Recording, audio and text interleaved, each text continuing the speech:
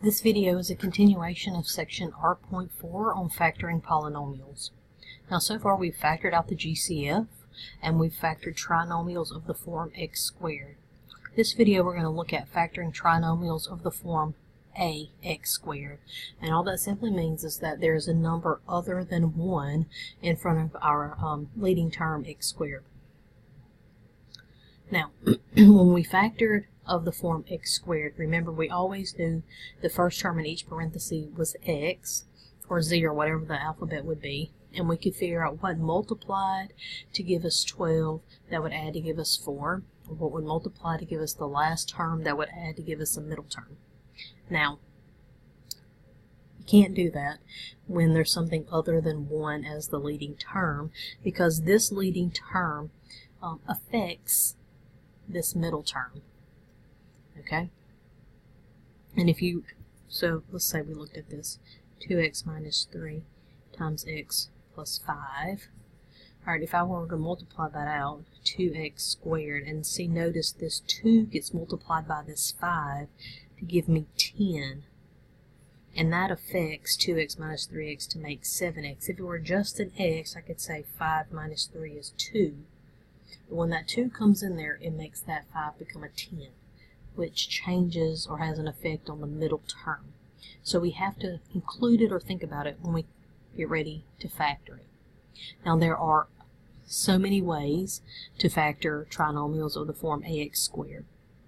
There's the box method, magic number, the grouping method, but I like to use a method called slide and divide. And the reason why I like this method is because when we get into quadratic equations, which this is a quadratic expression, when we get into quadratic equations, it will save you time in solving them. When you get to a certain point in the factoring process, you can pull out the solutions to the equation, and that's why I like to use it. Now, if you have another method you like to use to factor trinomials of the ax squared form, by all means use it. It doesn't matter to me which method you use. All of them are simply tricks to getting the two factors. So I'm going to show you the method I like because I think it helps you out in future sections in solving equations. But like I said, if you have another method you like, by all means use it. Alright, now the title of this method that I like to use is called slide and divide. Alright, and whatever you're going to slide is what you're going to divide by. Okay, and you're not done until you have slid and done your division. If you haven't done both of those, you're not done. Okay, so here's what we do. Alright, I take this first term, the coefficient, whatever it may be, in this case 5, and I'm going to slide it down here to the end. Okay, so I take that leading coefficient and I slide it down here to the end. Then I can rewrite this as z squared plus 4z minus 60. Alright, notice now my trinomial is of the form x squared. That's a form we know how to factor. Alright, so I'm going to write my two sets of parentheses. I know the first term in each is going to be a z. I'm looking for factors that make negative 60. I'm going to list those out. 1 times 60, 2 times 30, 3 times 20, 4 times 15, 5 times 12, and 6 times 10. Alright, I know when I multiply these factors together, they should give me a negative 60, and the only way I'm going to get negative 60 is if they are opposite signs. Alright, so I'm going to look to the first operator, always the sign of my larger factor. Alright, so I'm going to come over here, and I'm going to give all the larger of my two factors the same sign. Alright, now remember, if you just randomly write your factors, you can't just go down the right hand column and give them all a plus sign. We're giving that plus sign to the larger of the two factors. So 60 is bigger than 1, 30 is bigger than 2. But if you use the method that I've taught you to list the factors, the bigger one will always be in the right hand column. Alright, now since we need a negative 60 and our larger factor is positive, my smaller factor needs to be negative. Alright, and so I'm looking for what adds to give me a 4, and that looks like it's going to be negative 6 and positive 10. So that's a 7.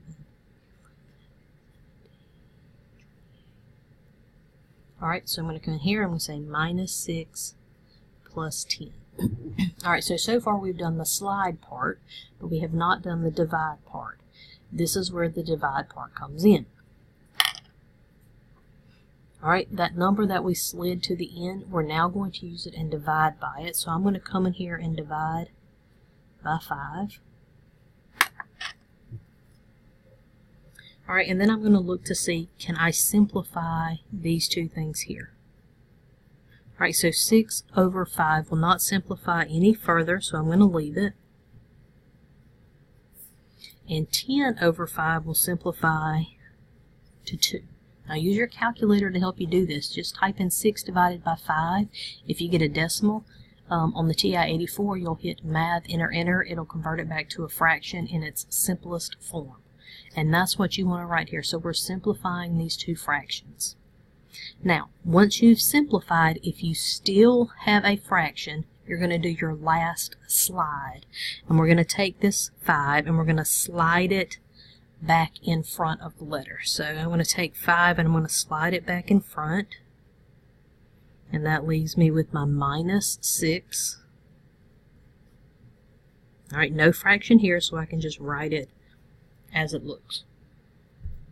Alright, now I can take my answer, multiply it back out, and make sure I get the original trinomial. So if I say 5z times z, I get 5z squared. Then I have 5 times 2 is 10, minus 6 will give me 4z, and negative 6 times positive 2 will give me negative 12. I know I have factored correctly. Alright, looking at the next one, I have 12t squared minus 5t minus 3. When I look at the first term, it is an ax squared. There's something other than 1 there.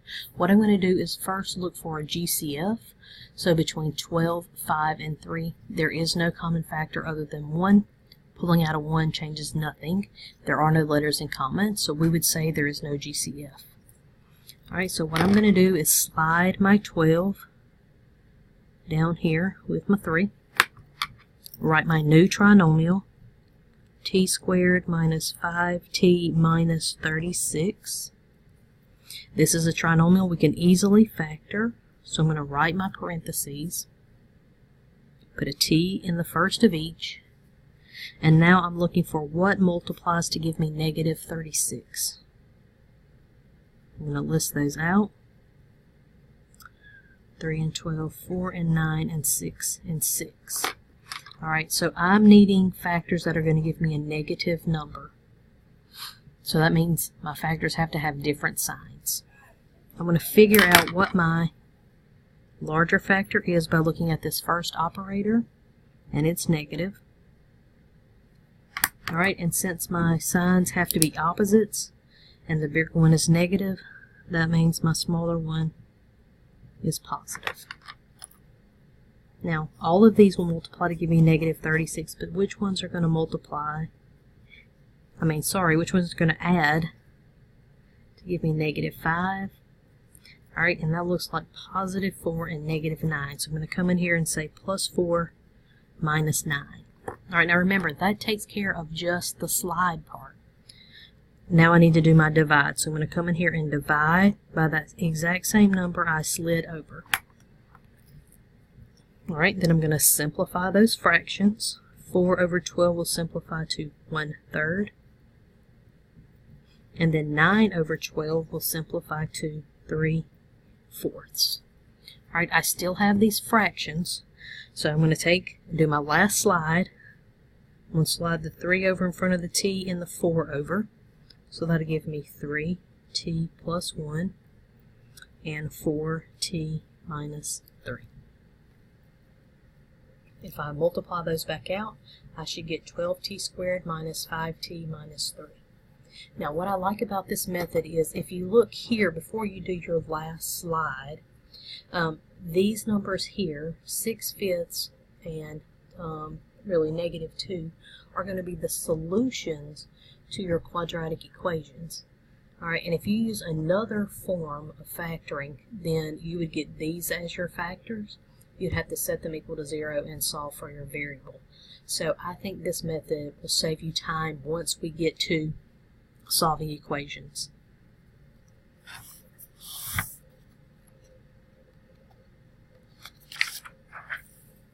Alright, looking at 3x squared minus 15x plus 16, I'm going to first check for a GCF. No GCF between 3, 15, and 16, and no letter appears in all three terms. Alright, so I'm going to take my 3 and slide it down here to the end with the 16. I now have a trinomial that is x squared minus 15x plus 48.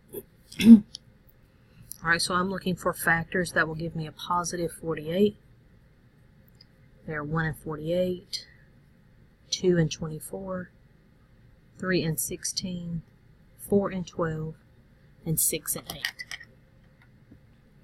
My largest factor is a negative, so I'm going to go give all of these larger ones a negative. Now, I need my factors to multiply and give me a positive number. That means my signs of my factors need to be the same. So since my larger factor is negative, that means my smaller factor also has to be negative. Alright, now of these possible factors, I'm looking for the ones that are going to add to give me a negative 15.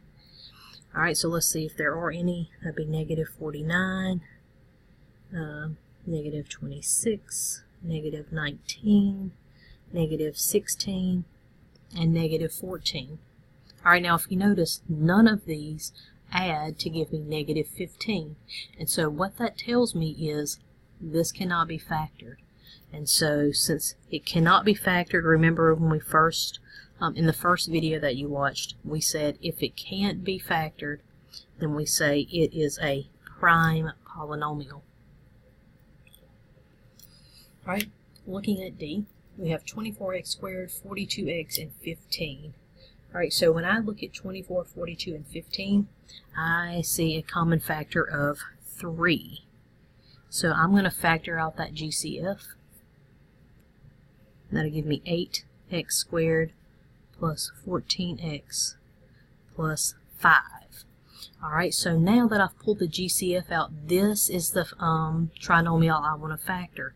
If you don't pull the GCF out first, you are not going to get the correct answer using this method. Now, there may be other methods that may work, but if you don't pull the GCF out, you will not get the correct factor. So make sure you always check that first. And so we're going to factor 8x squared plus 14x plus 5. I'm going to slide the 8x to the end. I'm sorry, I'm going to slide just the 8, not the x. That'll leave me x squared plus 14x plus 40. I'm looking for what multiplies to give me a 40 and a positive 40 at that. Alright, so I need a positive 40. Here are my factors. My larger factor, looking at this operator here, tells me it is positive. Alright, and since this is positive and my larger factor is positive, that means my smaller factor has to have the same sign so that I end up with a positive 40. Alright, so now I'm going to add them together. Alright, and I'm looking for what will add to give me 14, and that looks like positive 4 and positive 10. I'm going to drop those in there. Alright, now that I've done the slide, I'm going to do the divide. I'm going to divide by the 8 that I slid over. Simplify my fractions, if they will simplify. Alright, and 10 and 8, we'll just say 5/4.